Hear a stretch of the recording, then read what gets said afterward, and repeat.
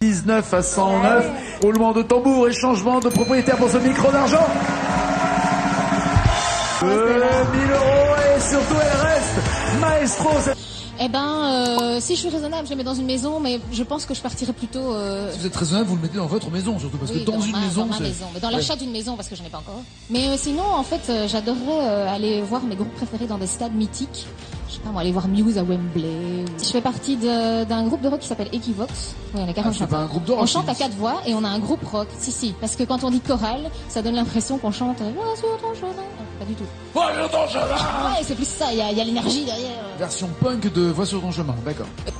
Ah ouais. Ah ouais, d'accord. Bah c'est bien. C'est une bonne année en même temps. Oui 20 000 euros 22 000 euros en 2 victoires. De l'argent qui va fuir en Belgique, je le rappelle. Et qui sera pas imposé. Non. Bon, le problème, c'est qu'il faut partager avec un mec apparemment qui s'accroche maintenant que vous avez 22 000 euros. Mais c'est pas grave. C'est pas grave, oui. C'est pas grave. C'est le premier qui a crié « Ouais, super, tu payes le restant !» Premier truc qu'il a dit. Ça, c'était pas lui, c'était mon frère qui a crié ça. Ah, c'est pire, c'est votre frère qui veut manger. Et votre mec veut picoler. D'accord, très bien. Ah ouais, quand même. 24 points. Elle est chaude, Nathalie, elle est chaude. 32 000 euros 32 000 euros. J'ai du mal à me rendre compte. Et peut-être... Bah, le comptable aussi, il a du mal à... Okay, 7 points supplémentaires, mais voilà, pas plus. Vous restez à 10 points de Nathalie. J'ai 20 000 euros de plus.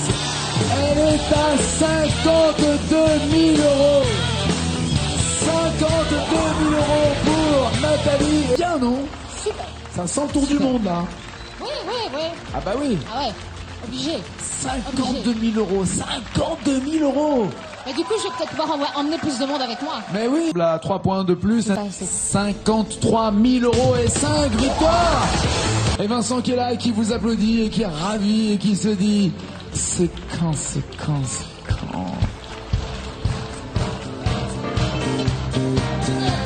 tu veux.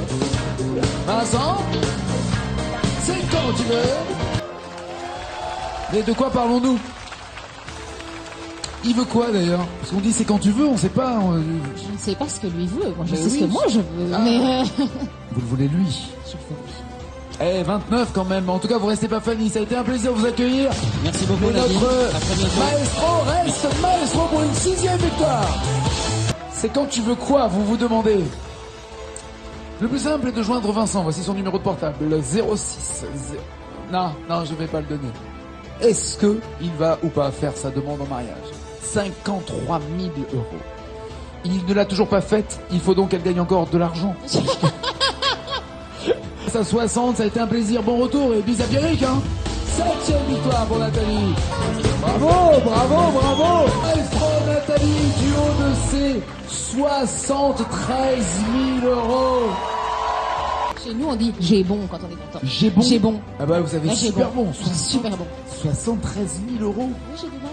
Et c'est pas des anciens, c'est des nouveaux. Hein, Oui, c'est ça. Vous imaginez que là, vous pouvez arriver à 93 000 euros. Non, j'imagine mal, mais... C'est-à-dire, je crois, le record. Ah.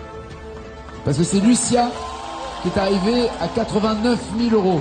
Ce soir, là, maintenant, vous pouvez battre le record historique.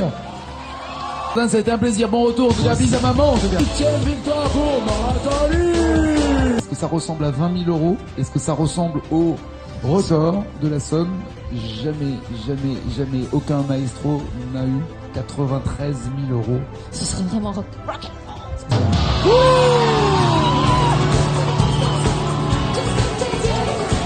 93 000 euros. 93 000 euros. Elle est partie pour dépasser les 100 000.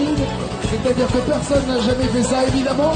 Plus que ce que plein de personnes peuvent mettre une vie entière, mettre de côté. Vous les avez gagnés en 8 victoires, ces 93 000 euros.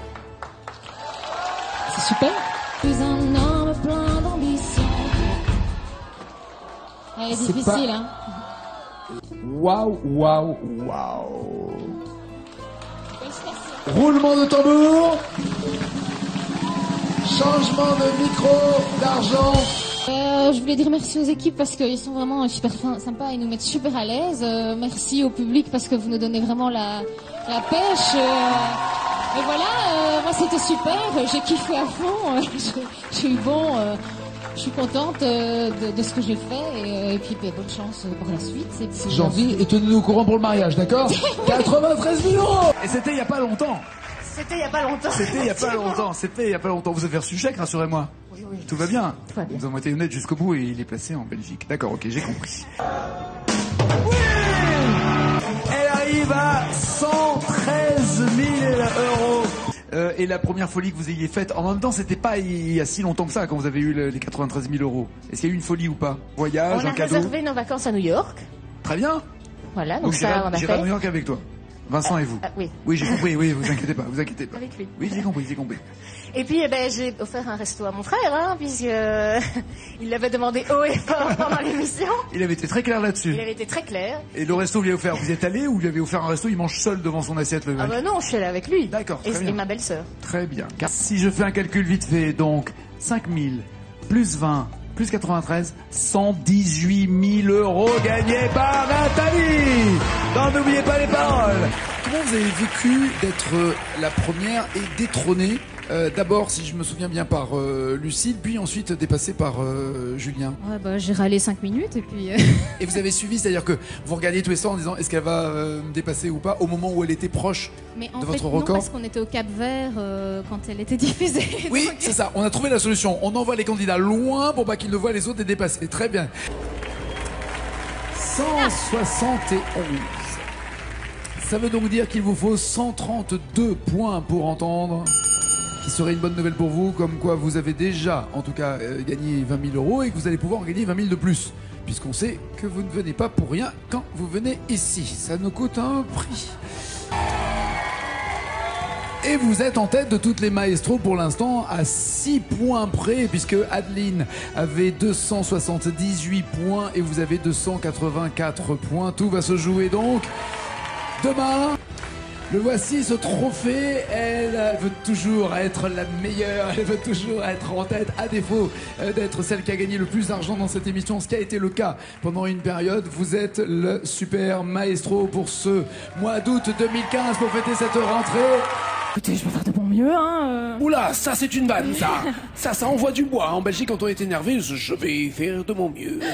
Ah non, alors c'est je vais faire un peu de mon mieux, hein. Ah, il y a un peu, c'est ça. Un petit... Je vais faire mon petit possible, hein. Ben, ça nous a permis d'acheter une maison sur laquelle on avait des vues et qui n'aurait pas été accessible sans la mise. Le petit apport Le petit apport, oui, le banquier était très content. Génial, génial. Je ne sais pas ce qu'on vit. Il n'y a plus rien. Vous êtes allé au bout. Au bout du bout du bout du bout du bout, c'est Nathalie.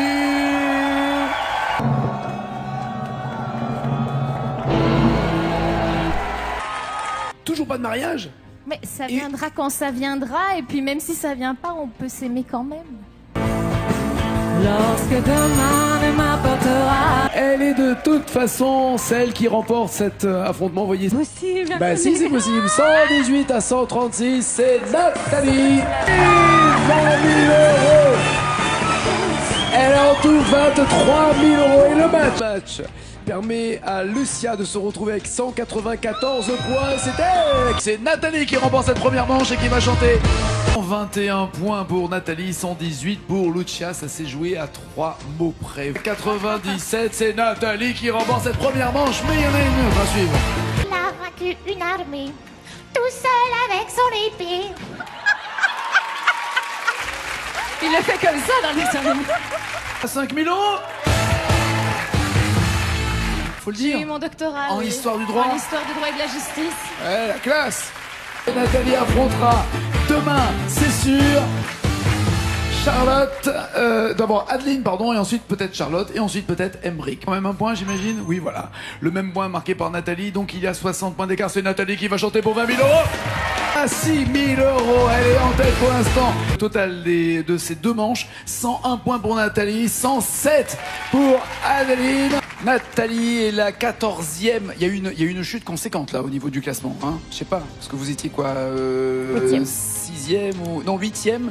C'est ça. Et il y a 6 places. Badaboum, à force de tous ces petits minots là qui arrivent, ils se croient tout permis. Ouais. Genre moi je vais être meilleur que les autres. C'est scandaleux. Oui, des amis, on s'en est créé plein parce que, enfin, ça va être bateau, hein, ce que je vais dire. Je vais dire que on dit toujours qu'on est une grande famille, n'oubliez pas les paroles, mais moi j'ai vraiment trouvé de vrais amis. Lucille, par exemple, est venue passer un week-end avec nous en Belgique, c'était vraiment chouette. Sinon, oui, c'était assez comique. On était au Metropolitan Museum à New York, et puis je vois une madame qui s'approche comme ça, un petit peu en crabe comme ça. Dites, vous avez pas fait une émission de télé? Le 209. Joli carton de Lucille. 376 points. Bravo. Faites du bruit pour Lucille. Et pour Nathalie qui n'a pas démérité. Ça reste deux très bonnes copines.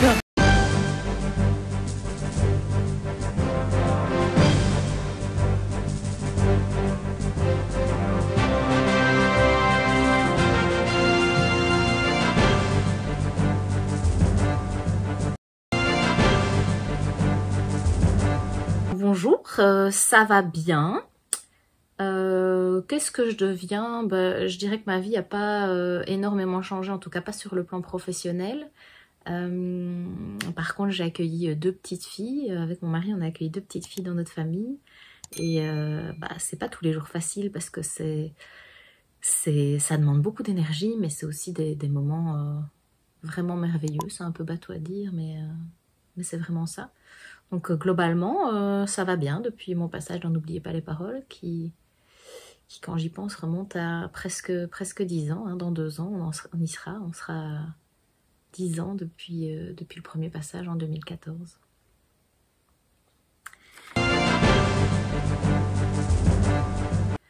Alors, qu'est-ce qui m'a donné envie de participer? C'est un peu particulier parce qu'en fait, c'est pas moi qui me suis inscrite au casting.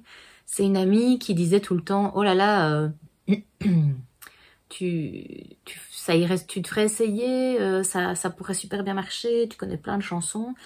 Et donc elle m'avait inscrite à un casting à Lille que j'ai raté. À l'époque, on n'avait même pas, comme ils ont maintenant, ou en tout cas comme ils avaient quand moi j'ai passé mon deuxième casting, une épreuve écrite sur des chansons à trous. Et donc j'ai raté ce casting à Lille. Et puis un jour, je reçois un coup de téléphone, j'étais au bureau, et les casteurs venaient à Bruxelles. Et ils me proposent de venir essayer. Je me dis, pourquoi pas, ça peut être sympa, on va voir. Et donc je me suis retrouvée comme ça au casting de Bruxelles, où là j'ai été prise. Et donc, est-ce que je suivais l'émission avant ça? J'avais suivi, mais pas comme certains hyper gros fans. J'étais pas tous les soirs derrière ma télé. J'aimais bien quand j'arrivais à être à cette heure-là à la maison de regarder. Je trouvais ça chouette et c'est vrai que sur l'ancienne formule, en tout cas, il y avait encore cette question de la chanson à 100 000 euros. Puis pendant tout un temps, ça s'était arrêté. Puis ça avait repris et ça avait repris un peu sans que je m'en rende compte quand ils ont changé de formule avec la formule des maestros. Et donc la formule des maestros, je la regardais pas depuis si longtemps quand j'ai passé les castings. Mais j'avais vu passer Pauline, avec qui j'ai fait qui était dans les premiers masters avec moi. J'avais vu passer Pascal, Sawarin, avec qui j'ai fait des concerts à Maroilles. Et j'avais vu passer quelques-unes des personnes avec qui j'ai fait mes premiers masters. Et donc, est-ce que ça se qualifie de suivre régulièrement le jeu depuis longtemps? Je pense pas, mais donc je gardais un œil dessus de loin. Je crois qu'on peut dire ça comme ça.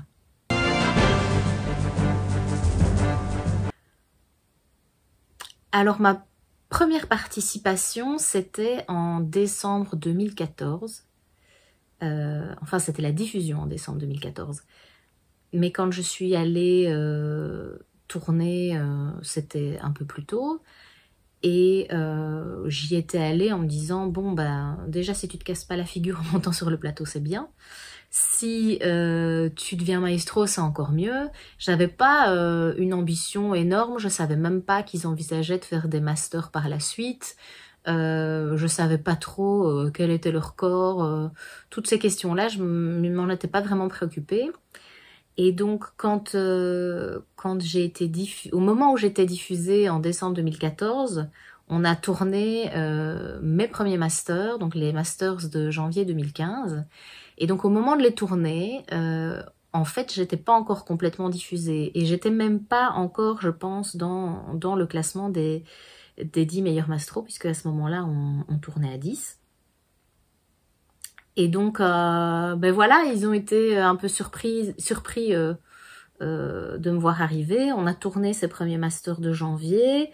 Ensuite, à cette époque-là, ben, il y avait 2 masters par an. Donc, il y a eu ceux de janvier 2015, puis de août 2015. Il y en a eu aussi 2 en 2016, et puis après un en 2017. Ils en ont pas fait en janvier 2017. Et entre chaque participation, bah, je dirais pas que j'ai vraiment pris le temps de me préparer aux masters ou de réviser ou de vraiment garder un œil attentif sur les émissions, parce que c'était une période de ma vie où j'avais beaucoup de choses à faire, j'étais très très occupée, je terminais ma thèse de doctorat et puis je l'ai défendue, et puis on a acheté une maison, on s'est mariés, enfin voilà, il y a plein de choses de la vie courante qui font que j'étais pas spécialement assidue à l'étude entre les masters. Bah, avec le recul, je rigole un peu doucettement en me disant que effectivement, moi, j'ai été première en 2014 avec 93 000 €, enfin 93 000 €, alors que maintenant, on approche des sommes faramineuses, et 100 000 n'est même pas, était un palier mythique que maintenant il faut dépasser allègrement pour être même pas dans les 10 meilleurs, mais dans les 32. Et je dois dire qu'à l'époque, bah, ça m'a fait plaisir, mais surtout, j'y croyais pas vraiment. C'est un peu particulier quand on tourne. Il faut quand même se rendre compte que on arrive le matin, on sait pas trop comment ça va se passer, et puis on tourne 12, 14 émissions sur l'après-midi, et ça va tellement vite. C'est tellement un peu un moment hors du temps et irréel que bien sûr ça m'a fait plaisir, mais j'avais surtout beaucoup d'incrédulité et l'impression que j'étais pas pleinement à ce qui était en train de se passer.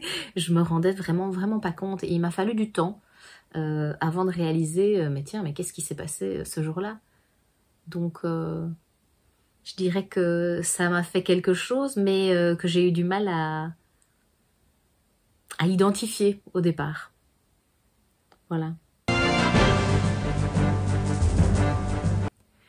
Ben, oui et non. C'est-à-dire que quand je suis arrivée aux Masters, enfin pour les enregistrements des Masters, moi j'étais en cours de diffusion. J'étais pas encore arrivée dans le top du classement, ni même, je pense, en fait, dans le classement tout court.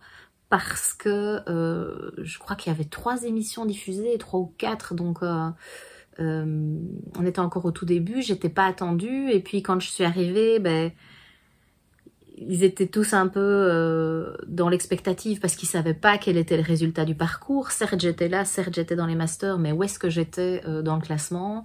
Les 9 fautes maestro le savaient pas, et puis au fur et à mesure que la journée avançait, ben on voyait bien que c'était quand même pas facile. On n'a pas n'importe qui en face de soi à ce moment-là. On a quand même des gens qui ont fait des belles performances.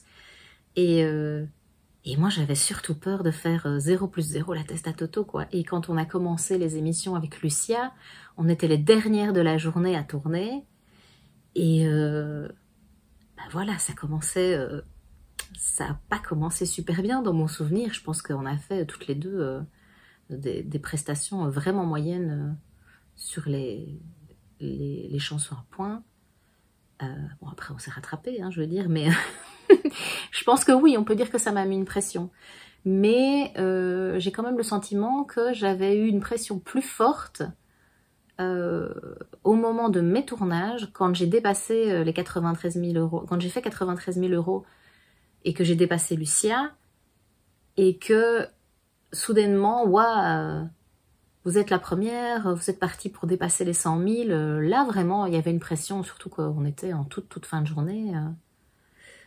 Donc, je pense que la pression était plus forte après avoir atteint le record, le jour de mes tournages, que pendant mes premiers masters. Ben, c'est une question que Nagui m'avait posée à la seconde édition des Masters, hein, donc en août 2015, je crois, parce que, effectivement, entre les deux séries de Masters, ben, j'avais été dépassée par Lucille, mais je pense que peut-être bien que Julien était déjà arrivé aussi à ce moment-là, je ne sais plus, je crois bien. Et il m'avait posé la question, et en fait, il se fait qu'au moment de la diffusion de Lucille, mon mari et moi, on était au Cap-Vert, donc à l'étranger, hein, et assez loin, et on n'avait pas la télévision. Et donc moi, les matchs de Lucille, quelque part, j'en ai pris connaissance quand je suis revenue du Cap-Vert, au moment où elle avait déjà dépassé les 93 000, donc elle était encore dans son parcours.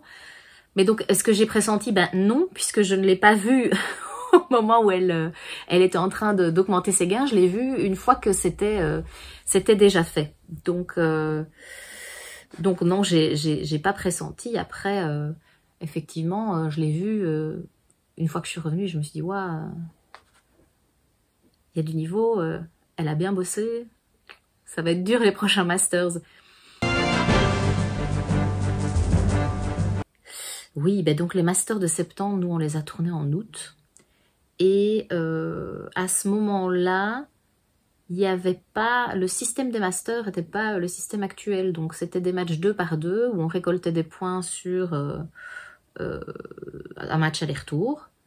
Et c'était celui qui avait le plus de points sur l'ensemble de ces 2 matchs qui remportait les Masters. Mais donc on partait déjà avec quelque chose qui n'était pas forcément tout à fait égal, puisque si on avait tous réussi toutes nos chansons en point 1 et qu'on faisait tous la même chanson jusqu'au bout, il y avait toujours la possibilité que certains aient des mêmes chansons plus longues que d'autres. Bon, alors dans les faits, personne n'a fait tous ses points et la même chanson jusqu'au bout à chaque fois, hein, mais c'était pas le même système, et donc c'est vraiment juste au moment du dernier match qu'on se rend compte que ah ben voilà, c'est un tel qui gagne parce que c'est lui qui a le nombre de points le plus important au bout des deux du match aller et du match retour de son duo. Et à ce moment-là, je pense que c'était à la fin du match de Lucille et Julien, en fait, qu'on a su que effectivement, ben, c'était moi qui avais fait le plus de points. Et j'étais super contente parce que je me suis dit, oh chouette, chouette quand même, on est détrôné, certes, mais il reste quelque chose. On n'était peut-être pas, j'étais peut-être pas complètement une imposture quand je suis arrivée à la place où j'étais arrivée, mais ça reste que c'est très aléatoire comme système, hein. Je veux dire, j'aurais eu la playlist de quelqu'un d'autre, bah peut-être que j'y serais pas arrivée non plus. Mais c'était vraiment très très gratifiant. J'étais très contente, vraiment. Ah, ma dernière participation au Master, c'est une histoire. C'est long et c'est compliqué en fait. En 2017, moi, je me suis mariée en fait. Et au moment des tournages des Masters, quand on m'a appelée pour les Masters déjà, j'étais surprise parce qu'ils avaient changé le système. Donc les Masters ne se faisaient plus de la même manière. Au premier Master, on était 10, et puis après on a été 12 et puis 16, je crois. Et donc en 2017, j'étais vraiment dans le tout bas du classement, et il venait de passer de 12 à 16. Donc on m'a appelée et j'étais un peu surprise de dire ah en fait si, je vais les faire. Et à la fois j'étais contente et à la fois je savais bien que les Masters se tourneraient fin août, et moi fin août ben je devais me marier. Et donc quand les casteurs ont appelé, j'ai dit ben ça dépendra de la date, parce que moi en août je me marie, et donc je m'étais mariée je crois 2 jours avant le début des tournages. Donc émotionnellement c'était très difficile de quitter ma bulle et mon cocon pour partir à Paris faire les Masters.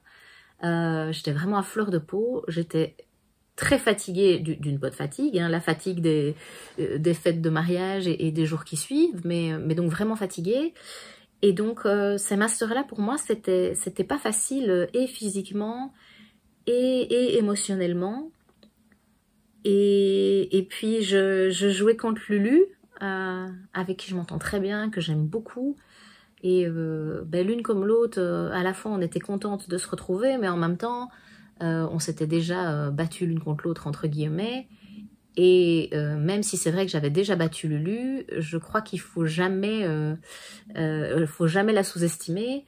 Parce que c'est une bosseuse et aussi elle a déjà une grande culture musicale, c'est une bosseuse et je pense qu'elle a quand même une résistance à la pression bien meilleure que la mienne.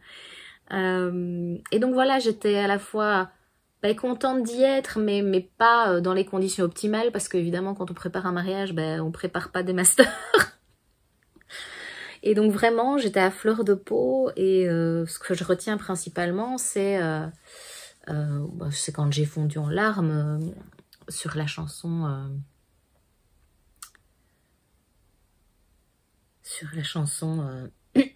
dont le nom ne me revient pas là tout de suite maintenant, ce qui est un peu triste, hein. Sur Aimer à perdre la raison, voilà. J'ai pleuré à la fois parce que j'ai été débordée par l'émotion, parce que... pour plein de choses, et j'ai bien vu dans le regard de Lucille que ça la perturbait que je pleure, et mais j'ai eu aussi beaucoup de soutien, et donc si je dois retenir quelque chose, ce serait peut-être vraiment cet échange-là, à ce moment-là. J'ai pas envie de me souvenir des ratés que j'ai eus pendant ces masters avec des chansons que je chante par cœur, que je vous aurais chanté par cœur la veille et par cœur le lendemain. C'était vraiment un chouette échange avec Lucille. Ça, c'est quelque chose que je retiens. Mais c'est clair qu'après, une fois qu'on est sorti, c'était plus dur pour moi d'être là, parce que j'étais dans un état d'esprit où j'aurais voulu être avec mon mari et profiter de mes premiers jours avec mon mari, puisque, entre guillemets, une fois qu'on est sorti des masters, on n'a plus qu'à attendre que les tournages soient finis. Et c'est clair que j'étais pas dans un état d'esprit où, du coup, c'était quand même un super bon moment. Voilà. Après, j'étais quand même super contente de revoir mes copains, hein, mais j'avais le cœur déchiré entre le fait que j'étais contente d'être là et le fait que j'aurais voulu pouvoir être avec mon mari, avec qui je m'étais mariée 2 jours avant, quoi. Voilà.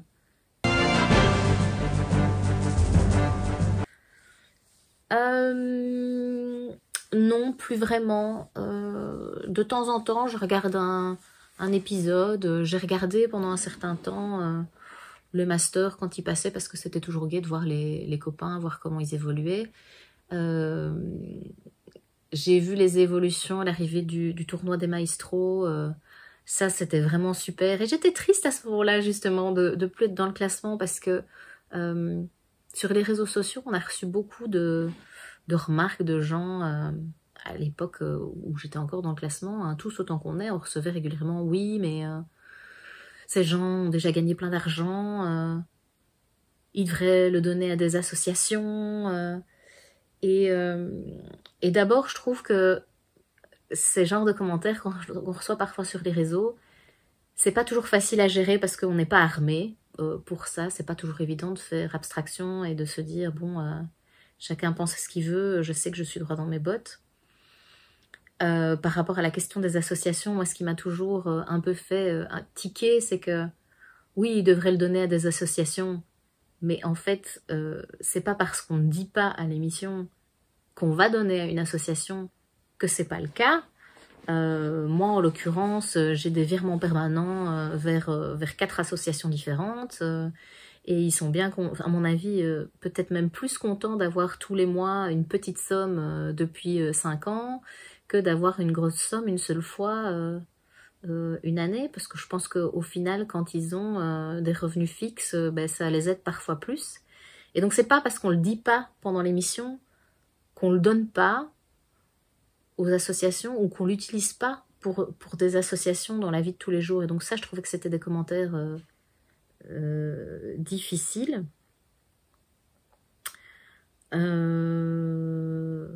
Et donc le tournoi des maestros, parce que c'est de là que je venais, on en avait parlé avec la production, on dit « Ah, on voudrait, nous, pouvoir jouer pour des associations. » Et simplement, il se faisait qu'à l'époque, il y avait c'était pas possible parce que la part d'émissions pour les associations était déjà assumée par des célébrités. Et puis voilà, après il y a eu le tournoi des maestros, donc ça c'est vraiment chouette parce que effectivement ils récupèrent des grosses sommes, les masters ont évolué, c'est des modes de jeu qui sont en équipe très sympas. Moi, ce que je constate comme évolution, c'est que c'est peut-être pas le cas de tout le monde, mais j'ai l'impression que au moment où moi j'ai participé, au moment où Denis, Lucille ont participé pour la première fois, on n'était pas encore dans cette culture de l'étude des chansons, dans ces carnets où on note tous les pièges en regardant l'émission tous les soirs. On était plus dans, on a une culture musicale plus ou moins large, on arrive avec ses connaissances, peut-être avec quelques petits trucs qu'on a révisés, mais pas du tout de l'ampleur des 400, 800 chansons. Et donc, bien sûr, je crois que ce serait mentir de dire qu'on n'y va pas pour essayer de gagner. Je crois que tout le monde y va pour essayer de gagner. Mais on n'y allait pas pour gagner et engranger le plus d'argent possible. On y allait pour passer un bon moment et peut-être pour certains, dont moi notamment, avoir la possibilité de chanter en live avec des musiciens devant un public sur quelque chose qui par ailleurs était susceptible de nous permettre d'arrondir les fins de mois. Et je crois que ce plaisir-là de jouer en live avec les musiciens est toujours là, mais on est vraiment dans une compétition beaucoup plus forte. Je crois pas que beaucoup de personnes s'autoriseraient maintenant à aller au casting sans avoir étudié avant des centaines de chansons et sans s'être mis au niveau, parce que simplement si on tombe sur des candidats comme Margot, comme Christopher, comme Renaud, comme Hervé, enfin je ne vais pas tous vous les citer, comme Kevin, clairement si on n'a pas révisé, même s'il y a une part d'aléatoire, même si on peut toujours avoir la chance qu'il tombe sur une qui n'a pas étudié, statistiquement quand même, c'est compliqué d'arriver avec les mains dans les poches, ce qui était un peu le cas quand moi j'ai tourné. Après, je pense pas que ce soit un mieux ou un moins bien, c'est juste il y avait moins de performances les unes à la suite des autres, quoi. C'est surtout ça l'évolution que je vois.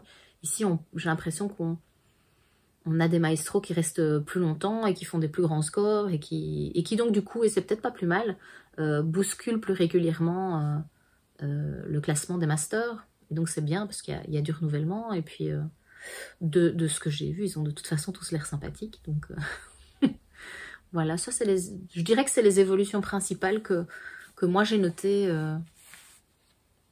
par rapport à, je vais dire mon époque, ça fait un peu ça fait un peu vieillot, mais c'est vrai que c'est en fait déjà loin. Je pense que si vous posez la question à la majorité des maestros de mon époque, je crois qu'ils diront tous la même chose, bien sûr,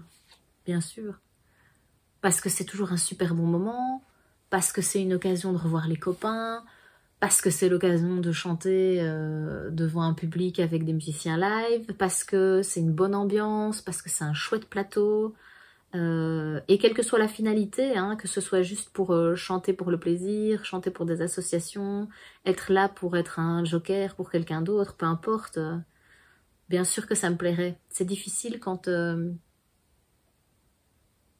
a été maestro, quel que soit le niveau, et qu'on a dépassé le montant maximum qui permet de revenir sur le plateau, de se dire qu'on ne pourra plus jamais y aller.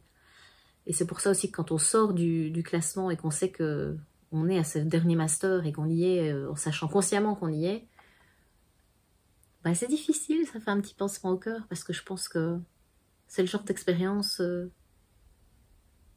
un peu hors du temps, un peu magique, dont on aimerait tous pouvoir prolonger un petit peu la durée, simplement. Même si c'est vrai qu'à côté, il y a plein de choses qui sont pas faciles, comme la gestion de ce qu'on peut recevoir sur les réseaux, en bien ou en mal, hein. La difficulté quand, une fois qu'on est sorti, on se retrouve un peu seul face à soi-même. Le fait que parfois aussi, une fois qu'on est sorti, on voudrait peut-être, entre guillemets, passer à autre chose, de savoir qu'on restera parfois pour certains toujours. Ah oui, tu as participé à telle période, et donc on a toujours les mêmes questions qui reviennent, même encore 10 ans après. Ça, c'est pas toujours évident. Mais après, c'est pas grave non plus. Donc, oui, s'il le faisait, j'adorerais. Mais ça m'étonnerait.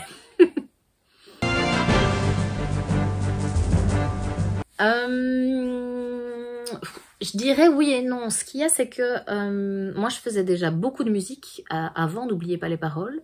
Même si, en fait, c'était surtout de la pop rock anglo-saxonne. Ce qui ne m'a donc pas aidé à avancer dans les révisions en chanson française. J'ai eu des embryons de projets sur des spectacles en chanson française. Mais la musique, en fait, a toujours été là. Je faisais déjà des concerts avec le groupe dont je fais partie, donc Aikivox, qui est un chœur rock, dont vous pouvez découvrir des extraits sur notre site internet.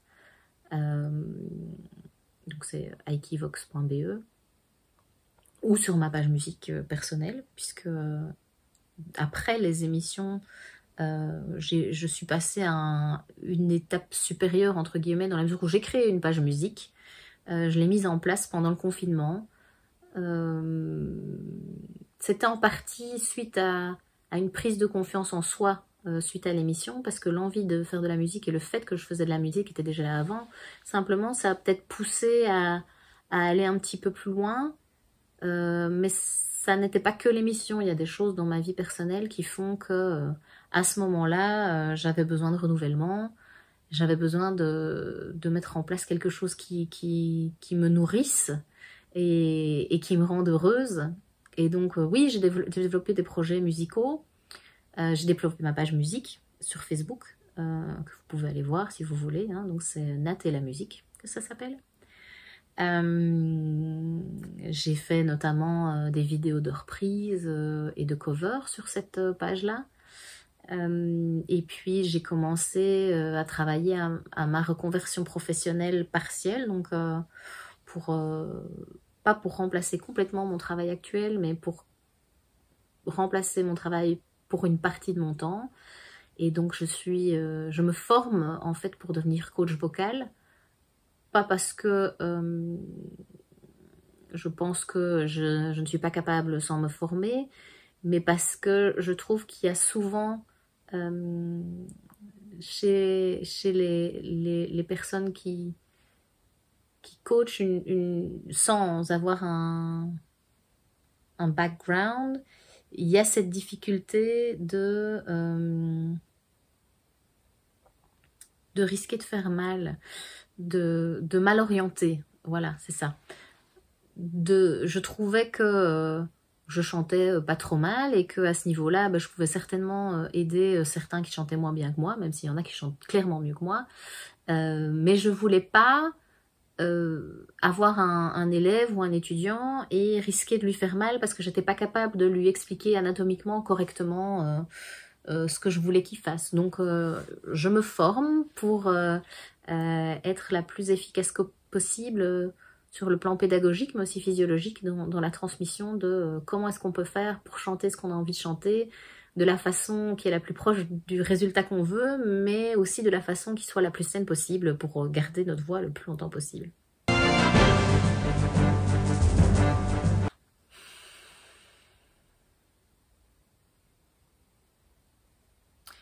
Je dirais que ce que je retiens le plus, c'est vraiment des moments de papillons dans le ventre et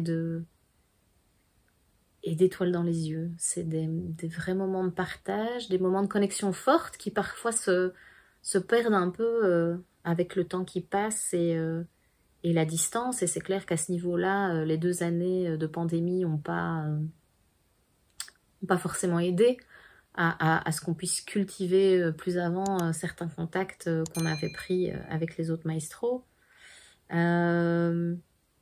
Mon plus beau souvenir, bah écoutez, je dirais quand j'ai dépassé les 93 000 sur une chanson de Renaud avec mon frère qui était derrière moi, et quand on a regardé cet épisode-là avec toute ma famille à la maison. Le fait que ce que ça m'a permis de faire et d'offrir à ma famille et à mes parents. Les moments difficiles, ben oui, chaque défaite est difficile. On va pas se mentir. On y va pour participer, c'est sûr. Je crois que c'est mentir de dire je suis juste là pour participer, pas pour gagner. On a tous envie de gagner. On est tous en compétition quand on travaille, même si c'est une compétition qui est bon enfant, même si c'est une compétition qui est saine et qui se fait dans le respect de l'autre et dans la joie du moment partagé, bien sûr qu'on a tous envie de gagner. Et donc c'est toujours un peu difficile quand c'est pas le cas. Des anecdotes, j'en ai pas vraiment à partager parce que c'est des choses plus intimes ou des choses qui ne me concernent pas que moi. Et donc, je voudrais pas partager quelque chose qui m'appartient pas de partager. Voilà. Mais je retiens beaucoup de joie. Voilà. Beaucoup de joie. Mais avec les gains, en fait, à l'époque où j'ai enregistré en 2014, avec mon mari, on était en train de chercher pour acheter une maison. Pour essayer de se rapprocher de nos lieux de travail, parce que moi j'avais 1h30 de route le matin, 1h30 de route le soir, et c'était vraiment fatigant. Et il se fait que on avait un apport, mais qui n'était pas suffisant pour avoir vraiment la possibilité d'aller exactement là où on aurait voulu. Et donc avec les gains, oui, on a pu améliorer notre apport et du coup acheter notre maison et notre chez nous et notre cocon où on vit toujours avec nos 2 enfants maintenant. Ces gains-là, ils m'ont aussi permis d'offrir une croisière à mes parents. Ils m'ont permis de faire plaisir à plein de gens. Ils m'ont permis de soutenir de façon ponctuelle, un peu plus fort que seulement avec mes virements permanents, certaines associations. Ils m'ont permis de m'acheter du matériel pour faire de la musique. Ils ont permis d'être un peu plus cool sur certaines fins de mois, de peut-être parfois un peu moins regarder à la dépense sur certaines choses où on aurait peut-être un peu plus longtemps réfléchi sans les gains. Donc c'est clair que c'est un coup de pouce après. Voilà, on parle pas de sommes... on parle de sommes importantes, mais clairement, une fois qu'on avait acheté la maison, les 93 000 €, il n'en restait plus tant que ça.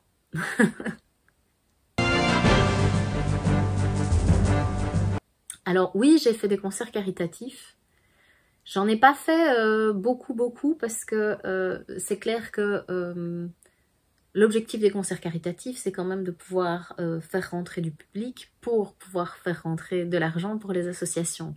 Et faire rentrer du public, ça marche beaucoup mieux quand on peut avoir les numéros 1, 2, 3 du classement. Donc j'en ai pas fait beaucoup parce que je suis arrivée tard dans les concerts caritatifs. J'étais déjà assez loin dans le classement.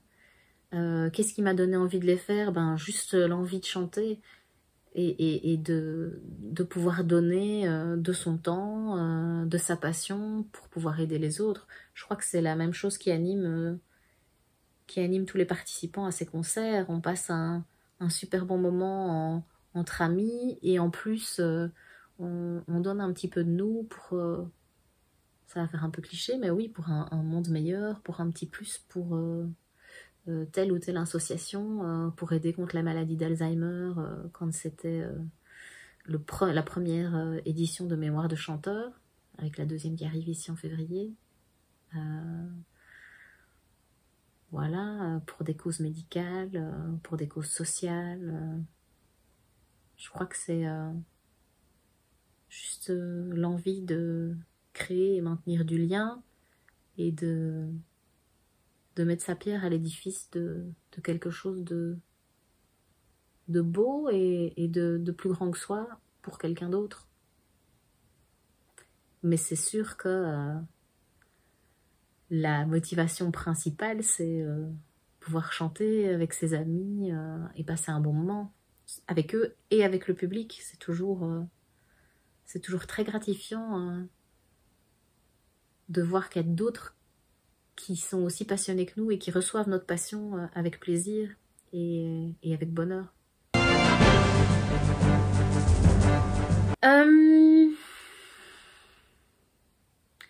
Honnêtement, je pense pas, parce que cette émission-là, elle avait ce site particulier qu'elle touchait vraiment à ma passion.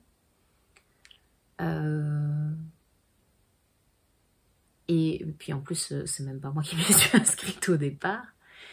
Et je vois pas d'autres émissions, à part peut-être The Voice, mais c'est encore particulier parce que The Voice, au-delà du fait qu'il y a effectivement la question de la voix, il faut vraiment, je crois, pour tirer son épingle du jeu, pas seulement avoir une jolie voix, pas seulement bien chanter, mais avoir une voix qui sort du lot, soit parce qu'elle est un peu rauque, soit parce qu'elle est fragile, soit parce que l'interprétation qu'on y met est tellement personnelle et tellement forte. Je réécoutais Anne Silla l'autre jour, je me disais, il y a quand même quelque chose, on écoute 3 notes et on sait que c'est elle. Et ça, je sais pas si on pourrait, je pourrais prétendre à quelque chose de ce style-là par rapport à ma voix. Et puis je trouve qu'au-delà de ça, dans The Voice, il y a rien à faire des impératifs de... il y a des profils, il faut un certain nombre de profils différents. On peut pas avoir 10 personnes de plus de 50 ans ou ce genre de choses. Bien sûr qu'il y a de la diversité, hein, mais moi là, j'approche de mes 40 ans. Je crois pas que je sois... je suis pas périmée, hein, mais je suis sans doute pas la cible prioritaire de ces castings-là. Quand bien même j'aurais une voix exceptionnelle. Donc je pense pas, non, que je participerai à d'autres émissions. Après, on sait jamais, hein, peut-être que l'avenir me donnera tort. En tout cas, c'est pas dans les projets pour le moment. Le mot de la fin. Ah, le mot de la fin, je dirais que toute cette aventure, n'oubliez pas les paroles, ça a été un moment de ma vie très intense, où j'ai fait de belles rencontres, où j'ai eu des papillons dans le ventre, des étoiles dans les yeux. Et si vous hésitez parce que vous avez peur d'être jugé, parce que vous avez peur de ne pas être à la hauteur, si vous hésitez à y aller, à n'oublier pas les paroles, ou même si vous hésitez à faire quoi que ce soit, pour ces raisons-là, moi je vous invite à essayer. Essayez. Ça vaut toujours la peine d'essayer. On apprend même quand on rate. Et je vous souhaite de rencontrer autant de bonheur que moi j'en ai eu dans ces émissions-là, d'avoir des papillons dans le ventre et des étoiles dans les yeux. Et je vous souhaite le meilleur. Voilà. Et comme dirait Nagui, ciao, ciao, ciao.